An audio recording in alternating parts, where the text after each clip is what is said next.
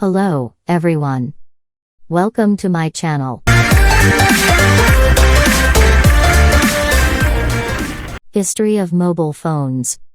The history of mobile phones covers mobile communication devices that connect wirelessly to the public switched telephone network. While the transmission of speech by signal has a long history, the first devices that were wireless, mobile, and also capable of connecting to the standard telephone network are much more recent. The first such devices were barely portable compared to today's compact handheld devices, and their use was clumsy. Drastic changes have taken place in both the networking of wireless communication and the prevalence of its use, with smartphones becoming common globally and a growing proportion of internet access now done via mobile broadband. Predecessors. In 1908, Professor Albert Yonka and the Oakland Transcontinental Aerial Telephone and Power Company claimed to have developed a wireless telephone. They were accused of fraud and the charge was then dropped, but they do not seem to have proceeded with production. Beginning in 1918, the German railroad system tested wireless telephony on military trains between Berlin and Sachsen.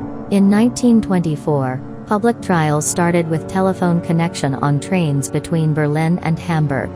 In 1925, the company Zoo Telephony AG was founded to supply train telephony equipment and, in 1926, telephone service in trains of the Deutsche Reichsbahn and the German mail service on the route between Hamburg and Berlin was approved and offered to first-class travelers.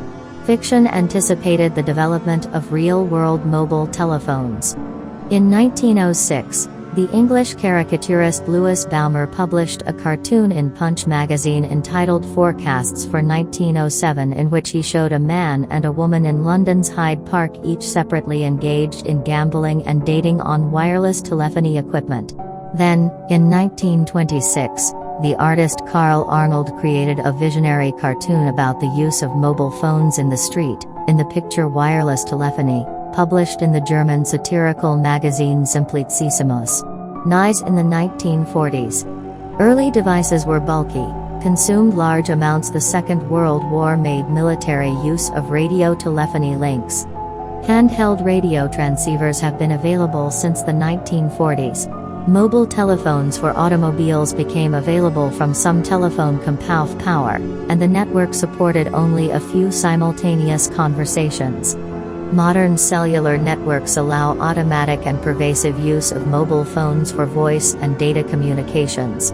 In the United States, engineers from Bell Labs began work on a system to allow mobile users to place and receive telephone calls from automobiles, leading to the inauguration of mobile service on June 17, 1946 in St. Louis, Missouri.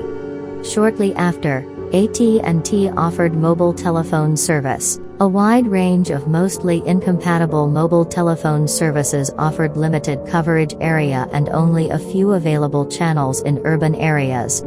As calls were transmitted as unencrypted analog signals, they could be eavesdropped on by anyone with radio equipment that could receive those frequencies. The introduction of cellular technology, which allowed reuse of frequencies many times in small adjacent areas covered by relatively low-powered transmitters, made widespread adoption of mobile telephones economically feasible. In the USSR, Leonid Kupriyanovich, an engineer from Moscow, in 1957 to 1961 developed and presented a number of experimental pocket-sized communications radio.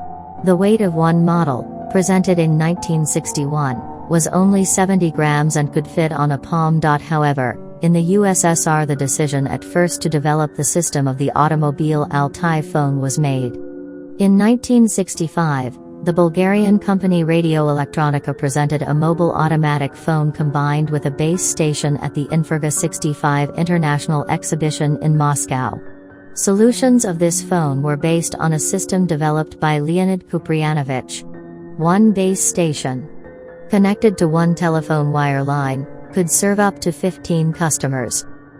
The advances in mobile telephony can be traced in successive generations from the early 0G services like MTS and its successor improved mobile telephone service, to first generation, 1G, analog cellular network, second generation, 2G, digital cellular networks, Third generation, 3G, broadband data services to the state-of-the-art. Fourth generation, 4G, native IP networks.